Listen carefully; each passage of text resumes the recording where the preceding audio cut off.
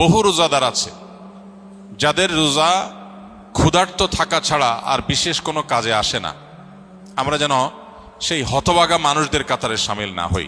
প্রিয় ভাইরা আমার, এই মাস আসার পরও যদি আমরা আমাদের গুনাহগুলো আল্লাহর কাছে মাফ করাতে না পারি, চোখের পানি ফেলে দোয়া করে কান্নাকাটি করে সিজদায় গিয়ে একান্তে নিরিবিলি আল্লাহর সাথে যদি এই মাসেও কথা বলতে না পারি, তাহলে জীবনে আর কখনো এই সুযোগ হওয়ার আশা বড় দুরূহ। এর চেয়ে হতভাগা আল্লাহর জমিনে আর কেউ নেই যে ইসলাম গ্রহণ করার পর মুসলিম হয়েও রমাদানের সুফলটা আদায় করতে পারল না। তার চেয়ে হতভাগা আর কেউ নেই। এই জন্য শুধুমাত্র এই গতানুগতিক সিয়াম আর তারাবি নয়, বরং এর পাশাপাশি আল্লাহর কাছ থেকে গুনাহগুলোকে মাফ করাবার জন্য আমাদের বিশেষ প্রচেষ্টা থাকতে হবে।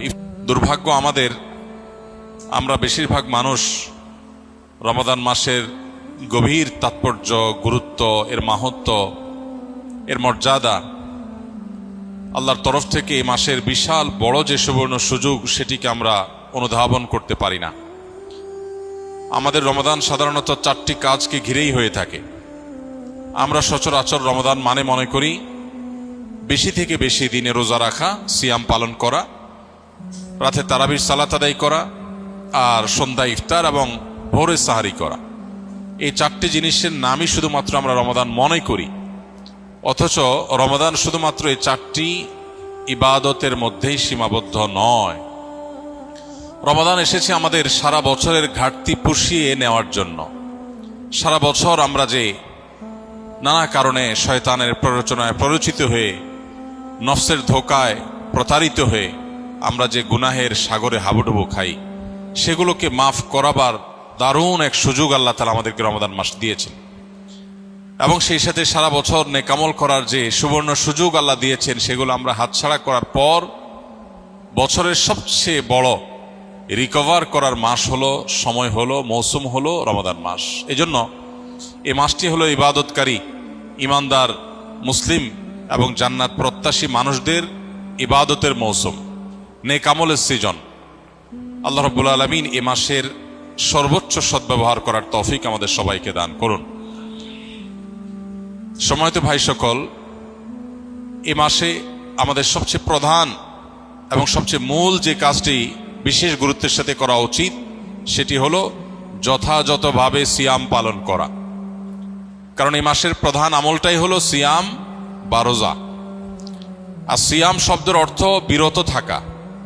অতএব আমাদেরকে এই মাস আল্লাহ রাব্বুল আলামিন সিয়াম পালন করার নির্দেশ দিয়ে মূলত বিরত থাকার অভ্যাস আমাদের গড়ে তুলবার সুযোগ দিয়েছেন। অতএব যথাযথভাবে সিয়াম পালন করার মানে হলো সিয়ামকে তার স্ট্রাকচারাল দিকটাকে খেয়াল করার পাশাপাশি তার ফিনিশিংয়ের দিকটাকেও খেয়াল করতে হবে। সিয়ামের বা রোজার বাহ্যিক স্ট্রাকচারাল দিকটা তো একেবারেই পরিষ্কার। শোবে সাদিক থেকে নিয়ে ফজরের ওয়াক্ত হয় তখন থেকে নিয়ে সূর্যাস্ত পর্যন্ত এই পুরো সময় পানাহার এবং যৌনতা, এটা থেকে বিরত থাকা, এটাই হলো সিয়ামের মূল স্ট্রাকচার। এটা ঠিক রাখার পাশাপাশি আমরা যখন সিয়ামকে অর্থবহ করার জন্য অন্য সব নিষিদ্ধ বিষয়গুলো থেকেও বিরত থাকবো, বেঁচে থাকবো, তখন ইনশাআল্লাহ সিয়াম আমাদের আরো বেশি কার্যকর, আরো বেশি যথাযথ, আরো বেশি আমাদের জন্য জান্নাত লাভের কারণ হবে, জাহান্নাম থেকে মুক্তির কারণ হবে ইনশাআল্লাহ বিইذনিল্লাহ। এই জন্য সিয়াম সাধনা করে এই পুরো মাস জুড়ে সকল প্রকার গুনাহ থেকে বেঁচে থাকা, এটা আমাদের অন্যতম একটা কর্তব্য। নবী করিম সাল্লাল্লাহু আলাইহি সাল্লাম বলেছেন, রুব্বা সাইমিন লাইসা লাহু মিন সিয়ামিহি ইল্লাল জু'। বহু রোজাদার আছে যাদের রোজা ক্ষুধার্ত থাকা ছাড়া আর বিশেষ কোনো কাজে আসে না। আমরা যেন সেই হতভাগা মানুষদের কাতারে সামিল না হই। আল্লাহ রাব্বুল আলামিন আমাদের সবাইকে সেই তৌফিক দান করুন। প্রিয় ভাইরা আমার, এজন্য মুখ দ্বারা গীবত, মিথ্যা, পরনিন্দা, ঝগড়া, যত রকমের নিষিদ্ধ কর্ম আছে সেগুলো থেকে বিরত থাকা, হাত দিয়ে, পাও দিয়ে, অন্য অঙ্গ প্রত্যঙ্গ দিয়ে সকল প্রকার গুনাহ থেকে বেঁচে থাকা, এটা হবে আমাদের রমাদানের অন্যতম একটা গুরুত্বপূর্ণ পদক্ষেপ। এটা যদি করতে পারি তাহলে রমাদান মাসের সিয়াম পালন সার্থক হবে, সফল হবে ইনশাআল্লাহ বিইذনিল্লাহ। আল্লাহ আমাদের সবাইকে সকল প্রকার গুনাহ থেকে বেঁচে থাকার তৌফিক দান করুন।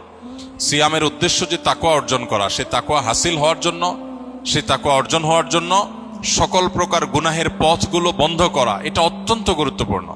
গুনাহের পথগুলো যদি খোলা থাকে তাহলে এই সিয়াম অর্থবহ হবে না, এই সিয়াম যথাযথ হবে না, এই সিয়াম আমাদের জন্য কার্যকর হবে না। এই জন্য আমরা চেষ্টা করব সর্বোচ্চ সকল গুনাহ থেকে বেঁচে থাকার। রব্বে করিম আমাদের সবাইকে সে তৌফিক দান করুন। প্রিয় ভাইরা আমার, এই মাস আসার পরও যদি আমরা আমাদের গুনাহগুলো আল্লাহর কাছে মাফ করাতে না পারি, চোখের পানি ফেলে দোয়া করে কান্নাকাটি করে সিজদায় গিয়ে একান্তে নিরিবিলি আল্লাহর সাথে যদি এই মাসেও কথা বলতে না পারি, তাহলে জীবনে আর কখনো এই সুযোগ হওয়ার আশা বড় দুরূহ। এর চেয়ে হতভাগা আল্লাহর জমিনে আর কেউ নেই, যে ইসলাম গ্রহণ করার পর মুসলিম হয়েও রমাদানের সুফলটা আদায় করতে পারল না। তার চেয়ে হতভাগা আর কেউ নেই। এই জন্য শুধুমাত্র এই গতানুগতিক সিয়াম আর তারাবি নয়, বরং এর পাশাপাশি আল্লাহর কাছ থেকে গুনাহগুলোকে মাফ করাবার জন্য আমাদের বিশেষ প্রচেষ্টা থাকতে হবে। ইফতারের আগে চোখের পানি ফেলে কায় মনোবাক্যে দুহাত তুলে প্রাণ উজাড় করে আল্লাহর কাছে আমরা দোয়া নিবেদন করব, এবং সাহরি খেতে উঠলে ভোর রাতে তখন দোয়ায় মনোনিবেশ করব, চলতে ফিরতে উঠতে বসতে আল্লাহকে স্মরণ করব, মোবাইলে সোশ্যাল মিডিয়াতে বিভিন্ন চোখের জেনা, কানের জেনা, বিভিন্ন রকমের যে গুনাহগুলো হয় সেগুলোর পথগুলো সব বন্ধ করব ইনশাআল্লাহ। তবে এই রমাদান আমাদের তাকওয়া হাসিলের কারণ, এই সিয়াম আমাদের তাকওয়া অর্জনের কারণ এবং আমাদের জীবনকে পরিবর্তনের কারণ হবে ইনশাআল্লাহ বিইذنিল্লাহ। আল্লাহ রাব্বুল আলামিন আমাদের সবাইকে এই রমাদানের সর্বোচ্চ সদ্ব্যবহার করার তৌফিক দান।